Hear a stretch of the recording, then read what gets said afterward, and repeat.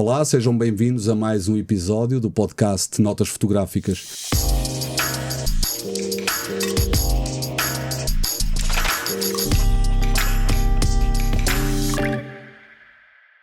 Para o meu convidado de hoje, a fotografia não é em si um fim, mas o início de uma obra de arte, quem sabe, capaz de ganhar um prémio.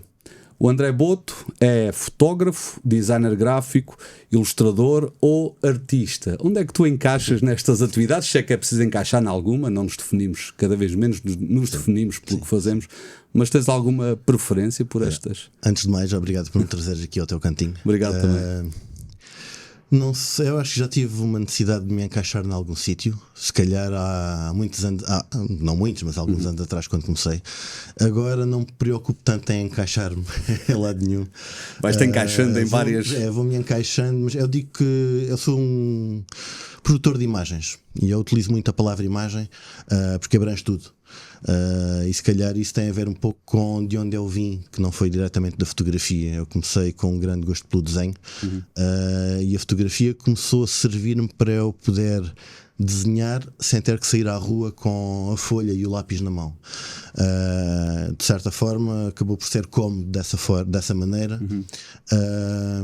E claro, facilitava também o processo, porque já estava a ver o que ia desenhar de um ponto de vista bidimensional. A partir daí o gosto começou a subir em relação à fotografia e comecei a fotografar mais e a desenhar menos. E acho que foi. E a fotografia é a base, neste momento, do teu trabalho, basicamente. Começou a ser um apêndice e agora foi crescendo, alastrou bastante. E agora eu acho que a única relação que eu tenho com o desenho neste momento é que utilizo diariamente uma caneta e uma mesa gráfica. Claro que as noções de tudo o que é relacionado com desenho são importantes para a fotografia? Eu diria que não diria para a fotografia, mas para o trabalho que eu faço, sim. Para o que fazes. Principalmente porque como parte ou alguma parte do meu trabalho ou parte do processo é fotomontagem. Eu com o desenho, e só era capaz de desenhar a realidade tal e qual como eu a vi, era completamente impossível para mim fazer algo que não tivesse à minha frente em desenho. Inclusive na universidade a professora ia dar comigo a fazer num esboço, a fazer o acabamento do esboço, tudo que era sombras, reflexos. Claro que um esboço é para ser uma coisa rápida e não tem nada disso. Mas essa proximidade com o desenho fez-me começar a olhar, se calhar, para aquilo que estava à minha volta com alguma atenção e ter cuidado com as escalas, dimensão de objetos, que é uma coisa que, quando vamos fazer uma fotomontagem para ser credível, é preciso ter cuidado com a relação entre objetos. Eu vou pegar na palavra credível. Sim, concordo contigo, é preciso ter em conta essa relação entre as distâncias dos objetos, as perspectivas. Mas tu falaste aí incredível e a tua fotografia, a intenção é não ser eu não diria não ser credível, mas ser surreal. Eu diria que a diferença entre nós, eu estou no negócio da verdade, tu estás no negócio eu estou no negócio do real, melhor do que a verdade, e tu estás no negócio do surreal. E ambos fazemos a mesma coisa com fotografia, ou seja, fazemos os nossos negócios tão diferenciados, são o antípodas um do outro, não é? O real e o surreal. E pegamos nas mesmas ferramentas em alguma parte do trabalho, e daí eu ter dito que a fotografia para ti não era um fim, mas o início, ou seja, tu não produzes a fotografia e mostras, é ao contrário, tu produzes a fotografia para mostrar quase o que ela não foi quando a viste, ou transformá-la de tal forma que crias um plano surreal daquilo que viste. Isso é muito interessante, porque podemos estar aqui os dois a falar sem batermos um no outro. Que é uma coisa fantástica entre os fotógrafos. Esta coisa do surreal e do real é interessante, porque a base é a mesma, é a fotografia. Já pensaste nisto? Isto é alguma coisa que penses? Não te incomoda nunca não mostrares absolutamente o que fotografaste e utilizar só como ferramenta? Tenho pensado, em algumas fases vou pensando nisso, e há algumas coisas que a minha intenção acaba por ser o contrário. Mesmo que o resultado final pareça algo que passou por uma grande manipulação, às vezes torna-se divertido para mim tentar fazer com que o processo de uma coisa que parece uma manipulação não tenha manipulação absolutamente nenhuma. Brincas um pouco com essa. E é giro porque não é enganar ninguém, mas há aqui um jogo com a percepção de quem vê. Porque a nossa percepção é altamente. Toda a gente vê coisas diferentes na mesma A nossa imagem. percepção é moldada até consoante a época em que vivemos. Até, neste caso, muito. Sim, sobretudo. Sim, sobretudo. E é giro quando nós estamos associados a uma coisa e depois começam a aparecer imagens que não têm nada daquilo que as pessoas se habituaram a ver de nós. Sem fugir. Já tiveste essa experiência? Já tiveste reações a essa experiência? Já, principalmente porque pronto, o que me trouxe a fotografia ou a ter o meu trabalho mais visível perante o público foi um projeto chamado precisamente Projeto Surrealismo, que eram ilhas flutuantes, uma coisa muito diferente na altura, isto foi em 2009. E então eu automaticamente passei a ser associado a fotomontagem, e qualquer coisa que aparecesse feita por mim era sempre fotomontagem. Esta grilhoada aquela. Depois acaba por ser curioso fazer aparecer algumas imagens que têm um ar muito plástico, teriam tudo para ser fotomontagens, mas depois mostrar um vídeo de making of do estúdio e mostrar que afinal aquele cenário existia. E é giro ver o espanto nas pessoas porque pensavam que aquilo era uma fotomontagem. Acho que há um estereótipo criado que quando se pensa em fotomontagem, acho que a ideia é sempre ir por o caminho mais fácil. Aldrabice. E ir por o caminho fácil. Mas às vezes é muito complicado porque todas as imagens, por muito banais que sejam, se for um trabalho pensado de raiz, desde o conceito, nós temos que fotografar para chegar ali. Sim, e nem sequer é manipulação. Não sei se concordas comigo, mas eu olho para o teu trabalho, que é incrível naquilo que ele é, no surrealismo e na abstração e em criar mundos novos a partir de coisas existentes. E eu acho que se houver intenção, isso porque sei que há, que é o teu trabalho, é incrível porque não é manipulação, é composição. Sim, a manipulação é tentar enganar. Eu tenho sempre a ideia que a manipulação é tentar enganar alguém ou alguma coisa e tentar retirar coisinhas de lá sem que ninguém perceba. Isso sim, cheira-me mais a manipulação. Há exemplos de fotografias até que já foram premiadas e que lhes foi retirado o prémio porque... Lembro-me de uma da National Geographic, não me lembro do autor, que era um saco de plástico ao pé de um barco com pescadores à noite. E o fulano caiu na tentação de apagar o saco de plástico e depois aquilo foi desclassificado e os jurados até tinham dito que se o saco de plástico lá tivesse ficado, ela ganharia na mesma. Ou seja, ele não ganhou nada em tirar o saco de plástico, só perdeu. Isso é manipulação, é o meu conceito de manipulação, é aquilo que eu acho que é. O que tu fazes não, o que tu fazes é uma coisa bastante pensada, aliás, é só pensada, não? Porque tu perdes horas e horas e dias a cortar um ovo. Fala-me um bocadinho desta fotografia que agora também foi, enfim, reconhecida no estrangeiro, que é um ovo explodido no ar, todo muito certinho. E claro, a gente olha para aquela imagem, se eu não te conhecesse e não falasse contigo sobre isso, não tivesse já falado contigo sobre isso, diria também que era uma coisa à partida, aquele ovo foi feito em 3D ou uma coisa qualquer, mas não foi. Não. Aliás, por acaso a palavra manipulação também é uma palavra que eu não gosto logo à partida, é pejorativa. Aquela imagem, aliás, boa parte do meu trabalho, destas imagens assim mais criativas, longe do que é o trabalho comercial para cliente, quase todas elas passam pelo... Eu demoro mais tempo a pensar do que a realizar. Se calhar, em alguns casos não, e essa do ovo talvez seja uma delas, mas passa por um trabalho de pesquisa, que é logo a primeira parte, e é curioso que há estratégias para se chegar à criatividade e a encontrarmos coisas diferentes numa época em que parece que já tudo foi inventado. E eu encontrei uma estratégia de chegar a ideias muito curiosa, e foi sem querer. Nós quando pesquisamos imagens em grande dimensão, automaticamente estamos a ver o que está à nossa frente, e a imagem é aquilo. Quando nós pesquisamos miniaturas, nós às vezes vemos coisas que não estão lá, porque a imagem é tão pequena, pode-nos dar dá lugar à imaginação? Dá lugar à imaginação, e depois quando nós abrimos em grande não tem nada a ver com o que nós vimos antes, e então nós podemos concretizar aquela ideia. E essa imagem do que viste antes que conta? Pode ser. Essa que queres segurar? É interessante porque nós podemos realizar a primeira que vimos sem estar a copiar nada, porque quando abrimos a imagem em grande não é nada do que lá estava. Exatamente. E então isto aconteceu uma vez e eu guardei isto, que é uma forma interessante de talvez pesquisar. thumbnails. Muitas vezes sim, e depois já abre em grande. E é uma estratégia engraçada porque, pronto, um dos problemas é uma ideia que já foi utilizada. É complicado criar algo novo, mas criar a partir de algo que já foi utilizado também é complicado também. Sim, claro. Portanto, passa sempre por aí. Não é de grande criatividade. Depois, é isso. Depois a fase de esboço. E essa é se calhar a fase em que me dá um dos maiores prazeres. Eu sinto que já consegui qualquer coisa a partir do momento em que tenho algo numa folha de papel.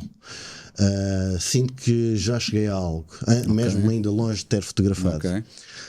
Pronto, e depois é a parte, e aí até essa fase já foi ocupado muito tempo de pensamento, de organização, porque eu tenho um grande banco de imagens fotográficas, e o de pesquisa também é igualmente grande, já tem muitos milhares de imagens. Por exemplo, só para se perceber, porque agora, se tudo correr bem nesta fotomontagem do podcast, devemos estar a ver a imagem do ovo. Quanto tempo demoraste a produzir esta peça, esta imagem? É difícil dizer exatamente, porque muitas vezes faço por fases. Às vezes paro mesmo algum tempo só para pesquisar, e esse trabalho de pesquisa dá-me para várias imagens.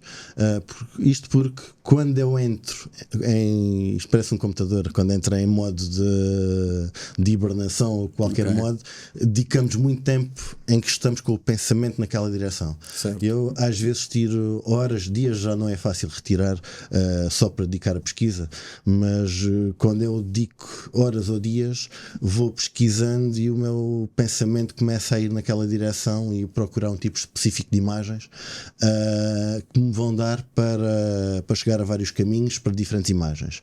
Ali, naquela imagem, pronto, demorou várias horas antes de começar a fotografar, e depois tive várias surpresas pelo caminho com aquele ovo e como se cozem ovos, primeiro cozer um ovo que já nem me lembro ao certo como é que se faz, porque já foi há algum tempo. Cozer o ovo para partir a casca e tirar o ovo intacto direitinho, sem ser partido. Depois a parte que me lembro e foi complicada, comecei a cozer ovos e depois fui parti-los e comecei a ver que a gema estava sempre desviada para um canto, e depois não estava no centro. Não estava no centro, que era onde eu queria. Isto porque eu meti na cabeça que tinha que utilizar ovos reais. Depois cheguei à conclusão, para a gema ficar centrada, provavelmente tem que rodar o ovo à medida que ele vai cozendo, e então este processo provavelmente, ou viste em algum lado? Foste experimentando? Eu achei que fazia sentido, e então antes de ir procurar, porque era uma informação que eu não sei se na altura, que ainda não havia esta história do ChatGPT, estava disponível, não sei se estaria disponível. E então muitas vezes vou a tentativa e erro. Portanto, naquele dia comi muitos ovos. Imagino que sim. E então experimentei a cozer e a ir rodando os ovos, e realmente funcionou. Depois passei por outro problema, que era partir o ovo, neste caso serrar o ovo de forma a que a casca ficasse inteira. E essa foi a parte mais difícil, porque é muito complicado cortar uma casca de ovo para ela ficar direitinha. Experimentei várias coisas, experimentei aquela serra de ferro que já tem uma serra relativamente fina, não dá, partia tudo. Ou cheguei ao ponto de ir à serra de joalharia, que eu na universidade fiz joalharia, então tinha uma serra dessas. É uma microlâmina que quase que não percebemos de que lado da serra é que está a lâmina. Fui experimentar, aí ia mesmo convencido que ia resultar, não resultou. Partia na mesma e deixava muitos fragmentos. E então a minha última opção, e como resultou não experimentei mais nenhuma, foi com uma rebarbadora. E eu acho que ali foi uma mistura. O disco da rebarbadora basicamente é uma lixa grossa e dura, que com a velocidade de rotação, provavelmente essas tão duas rápida coisas que não deu juntas, tempo de instalar a casca. Acaba por corta por fricção. E é tão fino que essa fricção, ao aproximar-se da casca, ela já está a desaparecer. Portanto, a única coisa que eu perdi foi ali 2 milímetros de casca de ovo, que era a medida era o que tinha que se perder. Era o que tinha que se perder. E então essa foi, se calhar, a parte que demorou mais tempo, foi definir como é que aquilo iria ser cortado para resultar. Depois passei por outro problema, que foi, mesmo assim não ficava direitinho. E então a seguir vamos lixar aquela casca de ovo, e aí também parti algumas cascas. Imagino que sim. Algumas que já estavam quase prontas, não é? Algumas já estavam quase prontas e que tinham resultado bem, porque nós, quando vamos lixar, fazemos um movimento para trás para a frente. Certo. E esse movimento para trás para a frente faz com que a membrana interior, aquela pelinha interior do ovo, se desvie do sítio, e essa membrana parece-me, há coisas que eu nem tenho a certeza, mas parece-me que essa membrana ajuda a dar suporte à casca. Ok. E estamos a falar de ovos cozidos, sempre. Ok. E E então, se ela é puxada como está ligada à casca, parte da casca. Pois. Claro. E então cheguei à conclusão, e aqui até foi isto da rebarbadora foi engraçado, que a rebarbadora... Eu estou a pedir para revelares aqui o segredo, mas acho que não é segredo. Não. Aliás, eu chamo isto de curiosidades. Isso é curioso. Até sou da opinião que revelar como se fez Acho que é curioso, só para trazer coisas positivas. Valoriza, claro. Porque isto é um processo tão, nem diria complexo, mas é moroso, não é? É tão moroso que dizer como se fez não vai. É bastante cirúrgico. Aquele ovo está cortado cirurgicamente. Aquela rebarbadora estava entre os pés do meu pai, fixa, ele estava a agarrar na rebarbadora, eu estava com o ovo na minha mão, com os óculos, a rodar o ovo junto ao chão. Ia rodando muito devagarinho, e a ideia de lixar, ou de como tratar o ovo em cima da lixa, até foi dele, que foi, então vamos experimentar isto, mas com movimentos circulares, que faz sentido, o ovo é redondo, e então essa foi a solução, não é? E então foi mesmo rodar o ovo a movimentos circulares, e não fazia pressão sobre a casca. Então, sem saber, o teu pai também é premiado. Pois, também ajudou nisto. Esse trabalho todo, de minúcia, de precisão, cirúrgico, tentativa e erro, tudo isso que eu imagino que demora muito tempo, quando vês a coisa premiada, sentes um... O que é que sentes? Olha, é giro. É giro, não é? Logo quando chega à imagem final. É um reconhecimento do trabalho que tiveste. Cada vez tenho um prémio, penso que é o último. Mas nunca perco a vontade de continuar, porque acho que participar em concurso para mim é um divertimento. Se não fosse, também não participava na quantidade que tenho participado nos últimos tempos. E achas importante? Sim, por vários motivos, e a maior parte dos motivos é para mim próprio. Aliás, ajuda-te a perceber o que é que estás a fazer, o que é que podes melhorar ou piorar. Ajuda-me a muitas coisas, e são tantas que não sei se me consigo lembrar de todas. Em primeiro lugar, diverte-me e acaba por ser uma forma de me motivar a mim mesmo. Eu acho que isto de entrar nos concursos leva-me sempre a ver as imagens que são premiadas no concurso a que eu participei. Obriga-me a estar atualizado e a ver aquilo que é bem aceito nos determinados concursos em que participo. Portanto, acaba por ser um update a mim mesmo. Certo. Isto porque há sempre... Ajuda a colocar-te num certo caminho. Sim. Não sei se é uma questão de idade, mas com tudo a evoluir tão rapidamente, há sempre uma altura que nos passa para a cabeça que podemos ficar pelo meio do caminho. E então isto é uma forma também de me obrigar a estar a ir na onda daquilo que, pelo menos ver aquilo que vai sendo aceito. Não significa que os concursos sejam a bitola para nada, mas acabam por... Sim, mas apesar de tudo é isso, é um reconhecimento importante, porque há um conjunto de pessoas que não te conhecem de parte nenhuma, que estão a olhar para uma fotografia que nem sabem de quem é, e estão a achar que aquilo merece ser destacado entre 10 mil fotografias, 100 mil, o que for. Isso é importante de alguma maneira. Quer dizer, desvalorizar isso apetece perguntar se me disseste que não importava muito, então porque é que concorres, não é? Não, importa. Claro, a gente concorre para alguma coisa, não é? Apesar de não estarmos à espera absolutamente que olhem para o nosso trabalho e que lhe deem qualquer coisa, a gente tenta que sim, não é? Mas obviamente que é sempre uma sensação boa. Mas quando se tem tanto trabalho à volta de uma peça dessas, de uma criação como tu fazes, eu acho que ainda deve saber melhor esse reconhecimento. Porque quase sempre há aquele sentimento de então todo este tempo, todo este trabalho realmente resultou, e significa que a direção para onde estou a ir tem algo de certo.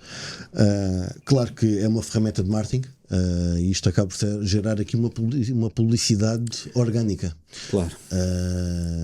E é uma forma, eu que sou uma pessoa algo fechada, é uma forma de chamar o mostrar o teu trabalho também. Sim, não é? Claro. é. Porque há a sensação clara que um fotógrafo ganhador de um prémio, eu não queria dizer melhor, mas se calhar não há outra forma de dizer isto, é melhor do que um que não ganhou prémios. Isto não é verdade, como a gente sabe, obviamente. Sim.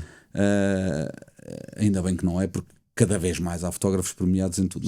A dada altura a gente não conhece ninguém que nos venha à cabeça que não tenha ganhado um prémio na fotografia. Isso às vezes diz mais até dos concursos do que do participante no concurso. Pois. Isso a dada altura é também um lugar comum, ganhar um prémio num concurso qualquer. Agora, tu quando concorres, por exemplo, tens esse cuidado de filtrar onde é que vais colocar o teu trabalho. Sim. Há competições de fotografia ou de arte digital ou do que for. Há competições que achas mais importantes que outras participar? Te dão mais prestígio do que outras? Sim. Pronto, isto logo quando comecei, basicamente era como a fotografia, fotografava tudo o que mexia e aquilo que não mexia. Os concursos eram mesmo, punhas em tudo, não é? E a todos. Depois chegou a altura, isto porque eu comecei, acho que o meu primeiro concurso foi em 2005. Depois tornei-me fotógrafo profissional, seja lá o que isso for. Sim, estás a ganhar dinheiro com o teu trabalho. Basicamente é para as finanças. Exatamente. As finanças é que definem sim, eles é que importam profissional muito o profissional. E aí comecei a preocupar-me com outro tipo de coisas, que era com o regulamento e com o uso que ia ser dado às fotografias. Porque às tantas podia estar a concorrer contra mim mesmo. Certo. Se participarmos em concursos em que todas as imagens que entram nesse concurso são utilizadas sem limite de tempo. É importante ler as letras. Às tantas, a minha ideia é muito clara. Se uma imagem não é suficientemente boa para ganhar uma qualquer distinção num concurso, também não deve ser suficientemente boa para ser utilizada para a organização. Está certo. É uma coisa simples. E eu olho para os prémios quase como uma recompensa pelaquela organização utilizar aquela imagem. Sim, é quase como uma venda, não é? Isto mais válido para câmaras municipais, juntas de freguesias e empresas. Depois há instituições que são mesmo organizadoras de concursos, que essas só utilizam as imagens para a divulgação do próprio concurso. Tu também participas nesses concursos que são não são bem concursos, são mascarados de concursos, são criações de bases de dados quase de forma gratuita, apelidadas de concursos, que são. E nós sabemos que há câmaras municipais que fazem isso, acabaste de dizer, e etc. E organismos governamentais que promovem concursos de fotografia, mas a restrição é absolutamente nenhuma em relação ao uso das fotografias. Eles ficam com uma base de dados imensa do concelho ou do distrito ou do que for, e o fotógrafo que não ganha nada, mas aí é como tu dizes, se a foto não é suficientemente boa para ganhar um prémio, também não é suficientemente boa para eles depois a divulgarem. Mas a ideia, como sabemos que está subjacente a este tipo de concurso, é o arquivo das câmaras municipais. E há muita gente que vai atrás também desses concursos. Mas depois há aqueles que te projetam e que te fazem as pessoas bater à porta e o telefone tocar em casa e trabalho, porque são aqueles que toda a gente vê, não é? Sim. Qual é que dirias? Isto se calhar é uma pergunta um bocadinho injusta, mas eu faço na mesma, que é já costume ser assim. Qual é que dirias que foi o concurso que te deu mais prazer, não diria, mas que te deu mais retorno? Deu mais retorno. Se calhar prazer também, que tiveste mais gosto em ganhar. Tive vários. E o primeiro deles foi logo. Mas qual é que te vem à cabeça logo quando eu te pergunto isto? Uma coisa assim. 2010, fotógrafo europeu do ano. Que venci agora 2024 e 2023, mas que em 2010 foi importante porque naquela altura fui a todos os canais de televisão, RTP, SIC, TVI. Foi uma coisa impressionante e esse marcou. Projetou bastante. Foi. Estes últimos dois não.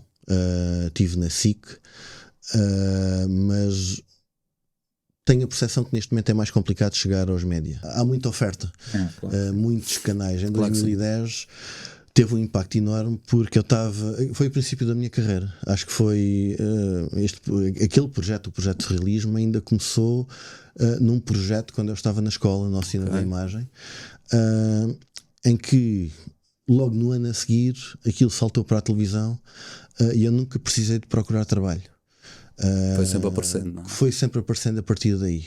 Portanto, eu até digo que não sou referência para ninguém de como começar uma carreira, porque Nem sabes muito bem como é que aconteceu. Não, nem sei bem como é que tudo aconteceu naquela altura, mas o que é certo é que foi uma grande alavanca em 2010 ter ganho aquele concurso. E mesmo em termos de média internacionais, passei nos diretos da televisão, fiz entrevistas gravadas, depois foram jornais diários, semanários, algumas revistas. Toda a gente quis saber quem era o André Botti e o que é que ele Foi tinha curioso, feito. e eu na altura até, pronto, hoje olho para trás e até acho que nem estava preparado para naquela altura acontecer-me tudo aquilo, e acho que até podia ter sido aproveitado de outra forma que não foi na altura. Sim. Mas se calhar ainda bem que foi assim, é o que é, se calhar tinha que ser nunca assim, vais saber como é que... mas obrigou-me a estar preparado para muita coisa, e para falar em público e para falar em diferentes línguas. Okay. Antes dessa altura era impensável eu estar aqui, ter que fazer uma conversa gravada. Eras demasiadamente tímido. Era. E na altura, basicamente, de um dia para o outro fui obrigado a ter que fazê-lo. Isso é crescer, no fundo. Foi um processo de crescimento. Quem sabe se foi por aí ou se será assim que era, de uma forma qualquer. Eu acho que aí será mais a nossa maturidade também, porque... mas enfim, é de facto uma alavanca, está mais que provado já por tudo o que sabemos, não é? E essa escolha, essa filtragem, essa depuração dos concursos, que eu também faço, participo em 3 ou 4 coisas por ano, quando tenho alguma coisa para mostrar. Uma das coisas que eu gosto sempre é de mostrar trabalho novo. Aliás, a maior parte dos regulamentos dos concursos não permite outra coisa, não é? Que trabalhos antigos fica mais complicado. Também fazes palestras e fazes, diria que dás aulas, vendes aulas, formação, já fizeste, não é? Já o fiz, aliás. Mas palestras continuas a fazer, não é? Sim, faço algumas. É sempre na área da ilustração, da composição. Acaba por ser, normalmente é mais naquilo que é o meu trabalho criativo. Eu dei aulas durante, penso eu que 9 anos. Quando acabei quando fiz o curso na oficina da imagem na altura, o dono da escola, Carlos Marques, convidou-me. De forma particular já conheço a história, mas é uma história. Foi engraçado que basicamente na altura ele disse-me: eu sou algarvio, e ele também tinha grande ligação ao Algarve, vivia no Algarve. E então ele disse-me: olha, então agora podes fazer uma de 2 coisas, ou sais do país ou ficas em Lisboa, mas para o Algarve não voltas. O que é que queres fazer? E ele veio aquilo a sério porque sabia da história de vida dele, e que aos 25 anos, que era mais ou menos, ou aos 25 anos ou há 50 anos atrás, e coincidia mais ou menos com a idade que eu tinha naquela altura, sabia que ele tinha saído de Portugal e tinha ido trabalhar para a Espanha. E isso foi o que me fez levar aquele ultimato a sério. E então eu decidi ficar em Lisboa. E ele disse-me: ok, então vais ficar a dar aulas aqui na escola. Portanto, o grande culpado por eu ter ficado em Lisboa, e ainda bem que assim foi o Carlos Marques, o dono da escola na altura. Portanto, consideras que podias não estar a fazer isto se não tivesses ficado em Lisboa? É difícil. Achas importante a lógica da cidade grande? Eu acho que fez parte do meu caminho e do meu crescimento ter naquela altura ficado em Lisboa. Agora se calhar já podias sair. Sim, agora já podias, diria que sim, talvez sim. O trabalho é atrás de ti, embora neste momento não queira. Sim, isso é nada. Percebo que sim. Se calhar naquela altura, com a idade que tinha, se calhar o fácil seria terminar aquela formação, e não me tendo acontecido o que aconteceu com o prémio em 2010, voltar para o Algarve, e se calhar havia ali alguma acomodação, digo eu. Pagava-te um pouco, se calhar. Se calhar. Mas eu hoje até digo que não me vejo a fazer nada que não tenha ligação à fotografia, porque acho que não sei fazer mais nada, e aquilo que sei fazer para além da fotografia ajuda-me a fazer trabalhos com base na fotografia. Sim. Que é aquela parte da bricolagem que tem a ver com a minha formação na universidade, que foi em artes decorativas no Instituto Politécnico de Beja. Portanto, as poucas coisas que sei fazer, estou a juntá-las todas, e tentar chegar a resultados diferentes. Já alguma vez pensaste pegar nessa câmara e fazer alguma coisa do género que eu faço? Fazer só fotografia e já está? E dar-lhe aquele tratamento negativo digital, câmara escura, e já está? Já fizeste isso? Já, certamente que sim. Sim, aliás, eu acho que já houve coisas que eu quis fotografar, já quis ir para uma guerra. Já quis ir para uma guerra, é uma coisa para de se dizer. Mas eu sei que é, mas eu sei que é assim que funciona. Já quis ir, mas está corretíssimo, já quis ir para uma guerra. Assim. Já toda a gente tive pensa a ideia assim. de poder lá ir, Sim, mas sem pensar em tudo o que está por trás de uma guerra e nos perigos e da questão de. Sim, mas que era um magnetismo que há ali qualquer. Mas o que é que querias fazer para lá? Não ias fazer ilustração? Ou Não, quem sabe? Era. Não seria nunca com essa ideia. Era Não? mais fotografar o real que está a acontecer. e se calhar aquilo que nós vemos semelhante àquilo que nós vemos no WordPress Photo. Mas já fizeste algum trabalho assim? Uma série de fotografias, um corpo de trabalho mais fotojornalístico? Nunca fizeste? Não tanto, mas já me passaram várias coisas pela Porquê é que não cabeça. fazes? Por causa, eu gostava de ver. Porque tu não irias gostar de ver uma ilustração minha. Estamos falados. Mas eu gostaria de ver porque se percebe que é possível.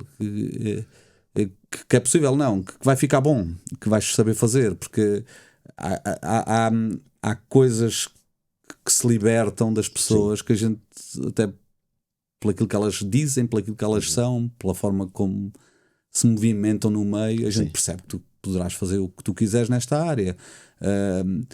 Se calhar com mais ou menos prática na montagem de uma narrativa. E tudo bem, cada um tem o seu tempo também, a sua curva de aprendizagem. Mas era muito curioso tu pensares nisso, porque quem sabe podia ser um resultado também interessante. Porque não há. Eu não vou fazer ilustração, porque acho que é mesmo mais complexo do que fazer só. Sim. A fotografia é demasiadamente fácil para dizê-lo assim. Sim. Mas eu digo na mesma, porque é mesmo muito fácil. E a ideia das pessoas nunca nos quererem pagar por uma fotografia que estamos a tirar é porque elas percebem que nós estamos a divertir-nos. E então acham que não nos devem pagar. Isso é um erro nosso, parte de nós. Mas é tão instintivo para mim que me incomoda achar que aquilo é uma tarefa ou que é um trabalho ou que é uma coisa difícil. Claro que é o que a gente faz, a gente vive de ver, não é? Sim. Mas era interessante ver um trabalho teu um dia de um trabalho, com uma história que tu fizesses com alguém, só de fotografia pura e dura. Isso era interessante. É curioso que vejo-me a fazer imagens isoladas, coisas que acho curioso fazer, mas não em conjunto. Aliás, mesmo no trabalho que eu faço, eu neste momento, há muito tempo que não faço conjuntos. Eu digo que quando vou... Mas já fizeste também, não é? Já fiz, já há mais tempo. Aliás, esse projeto de 2010 agora queres contar tudo era no conjunto. Agora tenho andado mais centrado em ideias que eu acho que têm impacto para viver isoladamente. E mesmo às vezes para algum concurso em que são pedidas séries, eu começo a olhar e nunca... Eu faço um conjunto de imagens isoladas. E sentes calma que vai estragar tudo. Às vezes há uma que estraga tudo, outras vezes elas todas juntas não funcionam, porque a minha linha de pensamento desvendam um mistério, não é? A minha linha de pensamento nestes últimos tempos tem sido para imagens isoladas, e às vezes é um problema que é se calhar algum comodismo, que é mesmo quando é para criar e para ir para uma daquelas imagens que tem um esboço, daquelas complexas, eu acredito mesmo nela, mas é tão complexa que nós vamos deixando para lá. Vai ficando. E então tenho dedicado a imagens isoladas, mas queria mesmo começar a fazer imagens séries. Em termos de fotografia única, há coisas que me têm passado que uma vez por outra tenho dedicado a fotografar. Houve uma altura que era a paranoia de ir fotografar a Via Láctea no verão para o Algarve. Já toda a gente passou por isso. Depois para o Algarve, e depois começar a juntar dificuldade àquilo de ir para juntar a Via Láctea, que tem que ser numa noite de lua nova, sem contaminação nenhuma luminosa, até 2 dias antes ou 2 dias depois, e depois juntar isso com marés vazias, rochas, para ter um primeiro plano interessante, para não ser só ali a Via Láctea sem nada, sem referência, não é? E depois juntar a iluminação de lanternas em alguns objetos, e depois tive umas aventuras junto ao mar, que cheguei a levar uma pedrada num carro, porque há muita coisa que acontece junto ao mar. Pois há. E até não é recomendável ir com lanternas para junto do mar, e há muitas coisas que não se deve fazer. Também tive alguns sustos. E já passou essa mania, mas há coisas que tenho para. Houve uma altura que queria ir para a Nazaré, para a tua Nazaré, fotografar as ondas gigantes com uma teleobjetivo. Chegaste a ir? Cheguei a ir. Se calhar ainda ganhaste um prémio, não? Nada de relevante. Com as ondas. Nada de relevante. Nada de relevante. Mas aí foste para ver, para fotografar, a pensar em alguma coisa, ou o que é que podias fazer com aquilo depois? Era mais pela espetacularidade do momento em si, porque eu sou muito visual. Pela grandeza da coisa. A espetacularidade, a grandeza, a parte estética. Sabes que eu ia para lá com 15 anos, éramos miúdos. Pois. E não tínhamos a menor noção se aquilo tinha 3 metros ou 30, as ondas. Eu cresci a ver aquilo. E agora vou lá com uma perspectiva diferente. Mas essa é de facto espetacular e são imagens sempre de encher o olho. Sim.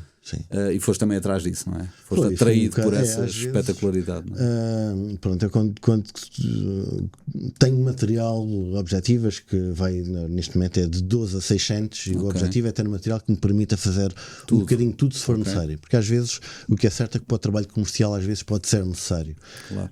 E então às vezes é mesmo só para vou fazer uma coisa diferente e eu pego no carro e aí vou fotografar com um determinado objetivo ou sítio para fotografar, mesmo que não saiba o que vou fazer às imagens à partida, mas é para fotografar uma coisa diferente, uma experiência diferente, à procura de aquele momento espetacular. Claro que não vou à procura de sem experiência de ter fotografado naquelas condições naquele momento, não vou à procura de conseguir fazer uma imagem para vencer um prémio, porque estou ao lado de pessoas que fazem daquilo vida e que têm prática a fazê-lo, e então não estou à espera de estar a competir naquele evento, de inventar ali uma roda. Mas é mais pelo momento e o prazer que acaba por ser também mais um momento de diversão. Do ponto de vista do operador, és o André Boto, que gosta de um ovo explodido, acho que sei como é que fazes, mas não sei fazer, e acho interessante esse surrealismo todo. Do ponto de vista do operador, ok, estamos falados, fazes aquilo bem, és talvez dos mais premiados em Portugal, não tenho a menor dúvida que serás o mais premiado nessa área e também se calhar o mais perfeccionista por isso. Agora, o André Boto espectador, o que é que vês? O que é que gostas de ver em fotografia? É coisas iguais às que fazes? Ou coisas iguais às que eu faço, ou que outros fazem noutras áreas da fotografia? Um bocadinho de tudo. Gostas de ver tudo? Um bocadinho de tudo, e tenho algumas pessoas que sigo na minha área e que gosto muito, e que se calhar acabo por não ver... te contaminas com essas? Não, aliás, é o contrário. Há sempre o risco dessa contaminação poder levar-nos por aquele caminho, e a minha vontade de não me confundirem com outra pessoa é tanta que às vezes, mesmo quando tenho uma ideia que pode ir naquele caminho, ok, não, esta não é para fazer. Já está feita, não é? Pois, se calhar também um dos motivos por qual é importante saber o que já está feito para não repetir. E vês outras coisas de outras pessoas, outras áreas? O que é que... Imagino que não seja o fotojornalismo, porque és invadido. Somos invadidos a toda a hora com a desgraça do mundo e com as histórias das pessoas. Gosto muito, que é minimalismo. Sim. Já tentei fazer umas imagens, mas não é a minha praia e não resulta como tu imaginas. Não resulta quase nunca como eu imagino. Não consegues passar para o olho aquilo que estás a imaginar. Mas acho sempre acho que é atrativo para toda a gente. Então tu tens um parti pris, como dizem os franceses, ou seja, tu partes para um trabalho com uma ideia do que é que vais fazer. Sim. Eu é ao contrário. Praticamente sempre. Isso é engraçado, porque eu parto para um trabalho vazio, não sei o que é que vou fazer, porque já tive tanta... Vou-te dar um exemplo. Fui às Flores fazer um retrato a uma pessoa e 1 hora de avião daqui para as Flores dá para pensar como é que vou fazer coisas. Pois. Porque é uma pessoa, eu tenho que entregar aquilo para um jornal. Como é que eu vou fazer o fulano? Vou fotografá-lo aqui na casa, não? E chego lá e ele diz-me assim: não quero ninguém da minha família, só eu. E tudo o que eu tinha pensado porventura planeado na minha cabeça cai por terra e eu tenho que decidir em 30 segundos o que é que vou fazer. E isso isso não foi a primeira vez, Sim. obviamente. Há 30 e tal anos que trabalho com imagem, televisão e etc. Isso foi acontecendo sempre. Por isso é que isto é um dilema. Às vezes é importante saber o que é que vamos fazer. Sim. Conhecer uma cidade, conhecer um bairro que vamos fotografar ou filmar ou documentar. E às vezes também é bom não conhecer. Porque estamos abertos a tudo o que nos apareça e deixamos espantar com tudo o que aparece. Não é? E a onda que o miúdo via com 15 metros continua agora com 50 anos a dizer-lhe a mesma coisa ou mais ainda. Deixe-me espantar com o que já vi. E essa capacidade eu acho que vem do não querer nada antes e esperar que aquilo me dê alguma coisa. E tu, quando me dizes que não consegues fazer minimalismo porque não consegues mandar para o olho aquilo, ou para a câmara, no caso, aquilo que poderias ter imaginado de uma certa cena, é curioso, porque é ao contrário disto que eu estou a dizer. No fundo, isso é interessante, porque é daí também que vem a criatividade. Então a criatividade não é do que tu vês naquele momento em que estás a fazer uma coisa, é algo que vais pensando, vais arrumando na cabeça e, normalmente sempre. E passas para ali para o objeto. No início falavas que o nosso trabalho, pronto, acaba por ser um antítese o trabalho do outro. Completamente. E só há São negócios diferentes. E só há 3 letras que separam o meu trabalho do teu, que é o S, o U e o R. O S, o U e o R. O teu é o real, o meu é o surreal. Pois é verdade. Letras. Até a palavra está lá, de alguma maneira. Aliás, há mais letras que são coincidentes do que as que não são. Sim, é verdade. Mas por outro lado, eu acho que essa tua ideia, que faz todo o sentido, acho que é uma ideia se calhar muito fotojornalística. Não significa que no momento não haja algo que vai ser diferente, mas gosto, mesmo que vá fotografar um hotel, gosto sempre de ter um plano do que vou fazer desde que chega até que sai. Aí uma das primeiras coisas que faço é uma visita e confrontar, ver a cada hora do dia onde é que vai estar a luz do sol e planear, agora a esta hora vou fotografar este quarto. E eu sei que andas sempre de tripé. Sempre tripé, sempre olhar para uma aplicação. Nem sei onde é que está o meu tripé. Em hotel então é sempre. Aliás, às vezes até dou por mim a fotografar coisas do mais estúpido que há com a luz do sol a bater direto e às vezes, isto nem faz sentido estar no tripé. Mas está no tripé. Mas é tudo muito planeado. Tu és muito perfeccionista. Tanto, sou um bocado esquisito com essas coisas. Para não dizer picuinhas, porque é feio, mas é isso.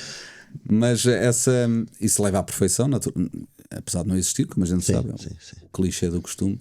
Sim, mas existe à nossa medida e existe naquilo que nós achamos que é a perfeição, não é? Acho que um dos objetivos é evitar surpresas. E eu sei. Muitas vezes elas existem. Será a prova de bola, sim. Muitas vezes tento minimizar essas surpresas. Sim, e eu trabalho com a surpresa. Pois. E isso é o que me faz ter só 3 objetivos. Eu ia dizer 2, mas são 3. E isso é engraçado. Tu tens dos 12 ao 600, eu tenho dos 15, uma coisa que está para ali, que não sei onde é que está, mas o que trabalho mais é 28 aos 50. Pois. E 100. Pronto, às vezes é preciso.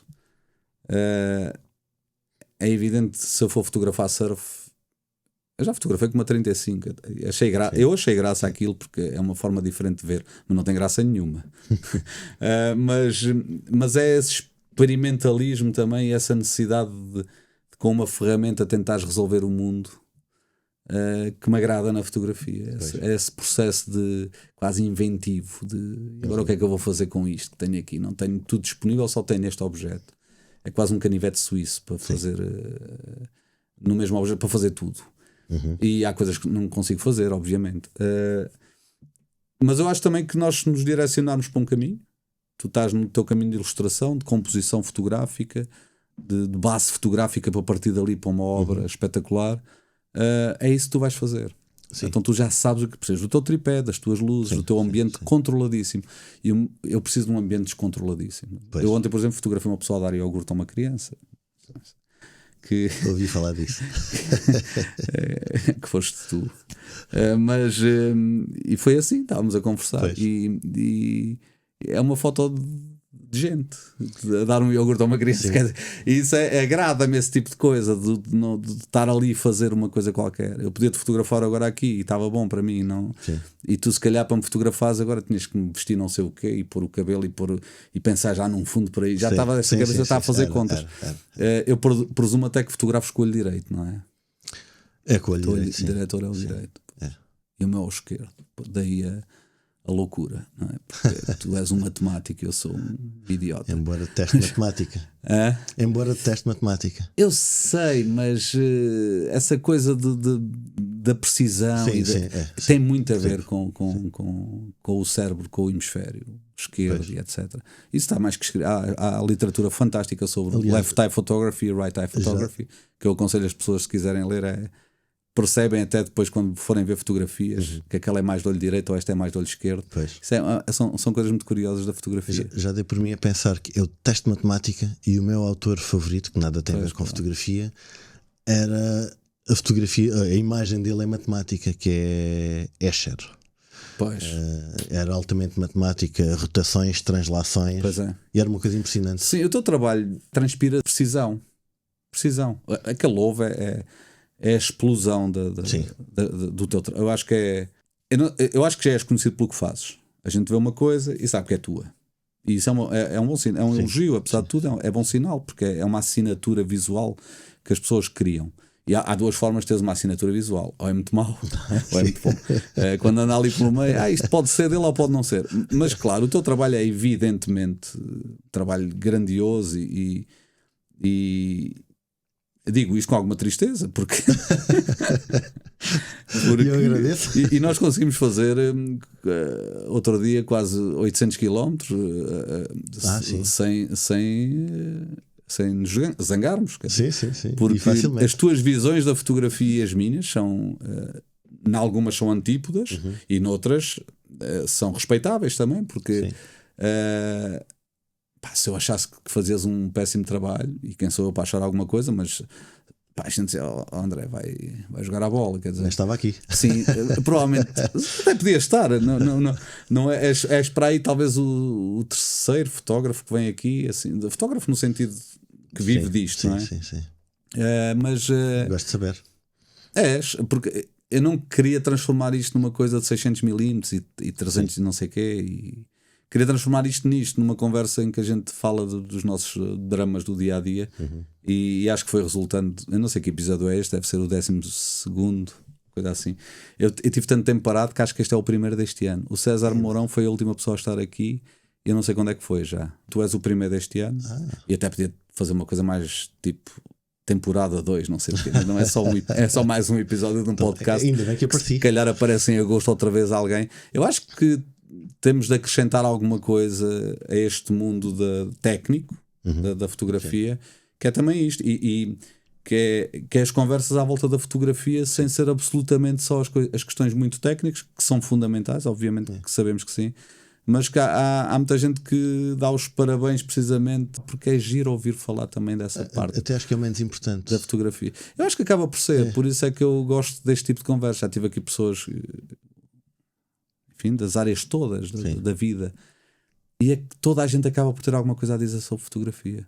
E uma das perguntas que eu faço às pessoas é: qual é a fotografia para a qual olhas mais? Tens alguma?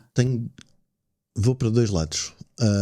Uma que é minha, que já vou a ela, mas a principal é o meu autor favorito, e não é para uma imagem. Aliás, já fugi da fotografia. Já estou. Não faz mal, vou mas novamente diz. para Escher. É o meu autor favorito e acho que é impressionante o que ele fazia há sensivelmente 70 anos atrás. E ele fazia a maior parte das coisas em xilogravura e litografia.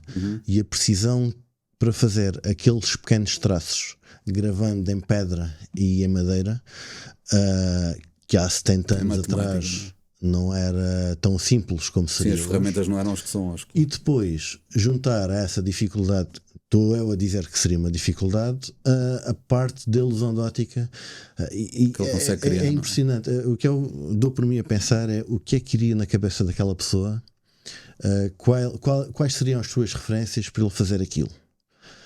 Ou era completamente louco. Fica a pensar o que é que ele estaria a pensar para mim era um verdadeiro artista, e acho que a vida dele era de um verdadeiro artista, e ele embranhava-se e fazia temporadas longas, principalmente em Itália, por o que li, principalmente sul de Itália, e tirava tempos e tempos para ir, respirar, sentir e depois fazer. E é curioso o estilo de vida, e provavelmente aquele estilo de vida ajudava-o a fazer aquilo. Acho uma coisa impressionante aquelas ilusões de ótica em que parece tudo fazer sentido, e olhamos para aquilo e parece que depois de vermos aquelas imagens 10, 15 vezes com a água que parece que está a subir uma cascada, uma rampa, mas depois desce por uma cascata e vai tudo dar ao mesmo sítio e está tudo interligado. É uma coisa, é uma loucura. E eu já tentei imaginar aquilo para fotografia, era uma coisa que gostava de fazer, transformar em fotografia. Gostava mesmo de transformar aquilo em fotografia. Falta-me a coragem também para a dificuldade de fazer uma coisa de um nível alto seguindo aquele estilo. E não és capaz de criar uma peça sem a máquina fotográfica? Está longe do teu objetivo? Queres sempre partir da fotografia? Sim, precisas disso? Sou fotógrafo, e a minha base é sempre a fotografia. Neste momento não me via fazê-lo em desenho, já utilizei desenho mesmo. Já desenhei para fotografar o desenho e inseri-lo dentro de uma fotografia. Continuando a parte do desenho, continuando a parecer desenho, mas o contrário não me vejo fazer. Aliás, neste momento não me vejo a fazer algo que não passe por fotografia. Vejo-me a construir objetos para fotografar e para partir por aí. Aliás, tenho feito muita manipulação para depois fotografar, mas via-me sempre partindo da fotografia. Portanto, imagens para onde eu olho, e muitas vezes olho Escher, uma imagem minha, neste momento, aquela que eu tenho da poluição do pano, por acaso é o meu pai também. É o meu pai, que está com o braço à frente do rosto, porque pronto, ele está ali a representar o poder económico. Sim. Aliás, está vestido. Não está a representar o teu pai. Sim, fato, gravata, não precisa ter rosto, representa um poder. A mala das notas, com notas a saírem da mala ao lado no chão, e ele está a puxar um pano, e nesse pano é como se estivesse ali impresso uma paisagem muito verdejante, com muita água. Contraste absoluto. E depois atrás fábricas, é como se aquele pano estivesse a tapar as fábricas. Na base, já fora do pano, está a continuidade de um ribeiro, mas seco. Há um alerta ali. Sim, eu não me vejo. O objetivo não é nunca criar polémicas, não é o meu género de todo. Mas criar alertas?